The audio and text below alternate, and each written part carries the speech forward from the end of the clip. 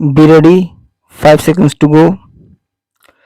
With this in perspective, India too is reciprocating positively to overtures of other major players in the global balance of power.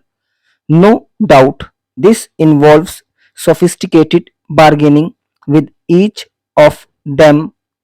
It is unrealistic to expect nations to act for altruistic reasons. International relations are, in the final analysis, power relations. This balance of power politics in international relations is more sophisticated than during the Cold War era. We must learn to deal with this new reality and plan our long term security based on a proper appreciation of these evolving trends. Consequently, we should develop friendly interaction relations with as many major powers as possible. For the armed forces, such interaction should encompass weapon and equipment acquisition, joint development of systems, and evolution of defense doctrines. This will help in securing wider international support when we need it most. In the Arthashastra, Kautilya wrote that a healthy economy is a sound foundation for well funded armed forces. From the strength of the treasury, he said the army is born, but it is not only for fiscal reasons that the health of our economy is important for our national security. A healthy, growing, and stable economy in itself enhances security. New nations of comprehension, national power give high weightage to economic, social, scientific, technological, educational, and cultural aspects of power.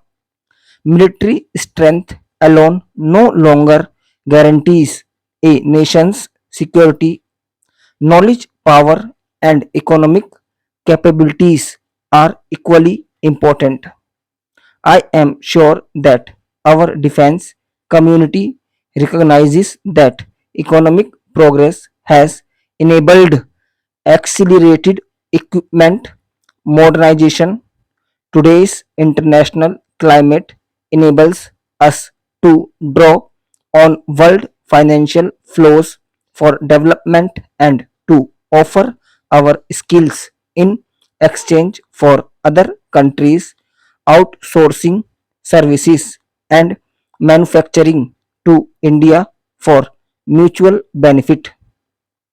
Our armed forces have always been assured that our government will never shy away from finding funds for our defense requirements, and I endorse what the defense minister has said in his address.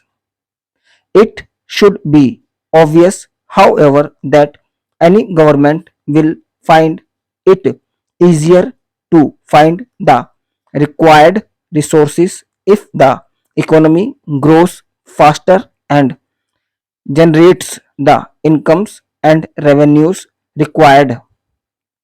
If our economy grows at 8% annum, it will not be difficult for us to allow about 3% of our GDP for our national defense. This should provide for a handsome defense budget. Hence, our priority is to pursue policies to generate faster economic growth and mobilize more resources. Critical to our effort to step up the rate of economic growth is the assurance of energy security. This requires a broad based energy policy based on rational economic and